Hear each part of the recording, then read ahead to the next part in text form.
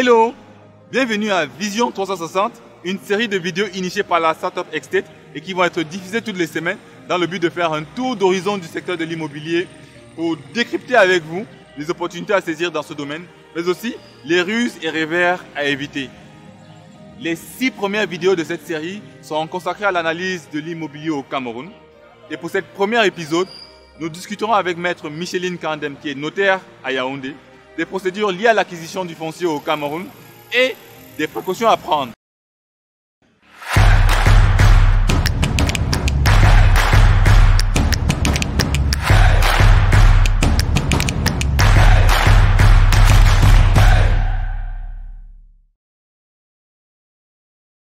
Bonjour Maître Kandem. Bonjour Monsieur Pékin. Merci de nous accorder votre temps pour répondre aux questions qu'on a concernant l'acquisition de biens immobiliers au Cameroun. Oui. C'est très gentil de votre part et nous vous sommes reconnaissants. Donc sans plus tarder, on va passer à la première question. Alors, c'est quoi les principaux types d'acquisition de biens fonciers au Cameroun? Je dirais qu'au Cameroun, pour l'instant, je dénombre quatre voire 5 principaux types d'acquisition. Premièrement, il y a l'immatriculation directe. L'immatriculation directe pour les terres qui n'ont jamais été immatriculées au livre foncier. Ensuite, le morcellement, on peut acquérir la propriété par morcellement ou mutation d'un titre foncier déjà existant. Également, il y a les attributions et dans ce cadre, il faut noter 2 genres d'attributions. Il y a des attributions communales qui sont des zones de recasement de la communauté urbaine et les attributions ministérielles, de vente de gré à gré par le ministère à des particuliers. Comme 4e mode, il y a les concessions. Les concessions d'abord provisoires et ensuite définitives. Et enfin, exceptionnellement, les décisions de justice. Parce qu'à l'issue d'une procédure, vous pouvez devenir propriétaire à l'issue d'une décision de justice. À l'issue d'un litige, vous pouvez avoir gain de cause et le juge ordonne qu'on vous vende, qu'on vous attribue cette parcelle de terre-là. Bien, merci beaucoup, maître. Et donc, on passe à la prochaine question qui est celle de savoir, parce que justement, on constate au Cameroun, il y a une part assez importante d'acquisition de terrain. Quelle est la procédure pour obtenir un titre foncier? Je m'en vais déjà vous dire que les modes évoqués ci-dessus débouchent tous sur l'obtention d'un titre foncier. Je suppose donc que vous parlez soit d'un morcellement, soit d'une mutation à partir d'un titre foncier. Oui, exactement. D'accord, Monsieur Pékin. Donc, une fois qu'on a un titre foncier sur un terrain, si on veut le morceler ou le muter, il suffit de se présenter chez le notaire avec ce titre foncier et un certificat de propriété obtenu dans des services compétents, c'est-à-dire des services de la conservation foncière. Et une fois le notaire fait des vérifications d'usage, il refait les vérifications d'usage. Si tout est correct, on procède à la confection du dossier technique avec l'aide d'un géomètre, avec les signatures du vendeur et de l'acquéreur sur les documents destinés à cet effet.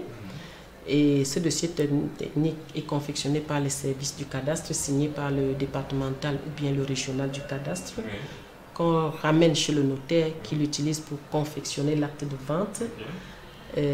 Acte qui est signé des parties du vendeur et de l'acquéreur, oui, à l'issue de laquelle signature, le notaire se charge de régler le prix qui a été au préalable consigné chez lui en attente du dossier technique. Et cette formalité terminée, l'acquéreur paye les frais, la majorité des frais incombe à l'acquéreur. Le vendeur a à sa charge la plus-value et la taxe foncière, l'impôt foncier autant pour moi. Et une fois ces frais payés, le notaire achemine le dossier au service de l'enregistrement pour la formalité de l'enregistrement. Une fois le dossier revenu de là, le notaire le formalise et l'achemine au service de la conservation foncière pour la délivrance du titre foncier. Est-ce qu'il y a une différence avec l'acquisition d'un immeuble bâti?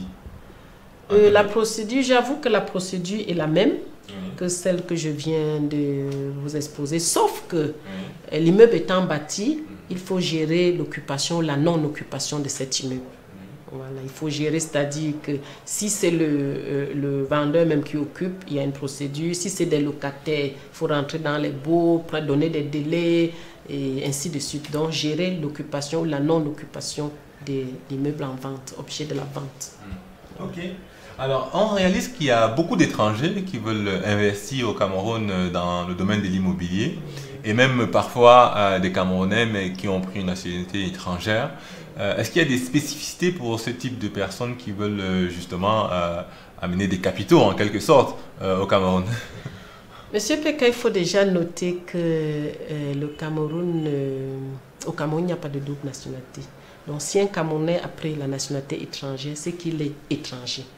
Et pour qu'un étranger acquiert la propriété au Cameroun, la propriété foncière au Cameroun, en plus de ce qui est dit plus haut, il faut obtenir le visa du ministre. Il faut que l'acte révèle le visa du ministre du Domaine et des Affaires foncières. Et il y a également une autre disposition qui dit qu'ils ne peuvent pas acquérir en même temps que les missions diplomatiques en zone frontalière. Bon, ça, c'est des cas qu'on ne rencontre pas très souvent.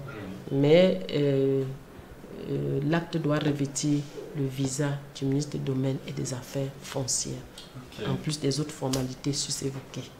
Merci beaucoup, maître. Alors, pour finir avec notre échange, est-ce que vous avez des recommandations, des préconisations à donner à tous ceux qui voudraient faire justement une acquisition de biens immobiliers au Cameroun? Oui, monsieur Peka, ce n'est pas parce que je suis notaire que je vais leur dire de ne pas acheter une parcelle de terre, un immeuble en dehors du notaire. De toujours passer par le notaire. Le notaire, la place du notaire est indispensable. Indispensable. Il faut passer par le notaire. Déjà, le notaire a les moyens de vérifier. Le notaire est le seul officier ministériel institué pour établir les actes de vente et bien d'autres actes auxquels on doit attribuer le caractère authentique. Donc, il faut absolument passer par le notaire. Merci beaucoup. Merci d'avoir écouté cette vidéo. Laissez-nous vos remarques et suggestions. Aussi, nous mettons à disposition un livret intitulé « Réussir tous vos investissements immobiliers au Cameroun ». Pour l'obtenir, il suffit d'aller sur notre site internet dans la rubrique « Médias » ou de nous laisser votre contact dans la section « Commentaires » de cette vidéo. Pour la prochaine vidéo, nous irons à la rencontre de maître Jean Lemani, qui est avocat à Yaoundé, pour discuter avec lui de la thématique liée aux litiges fonciers au Cameroun et des bonnes conduites à tenir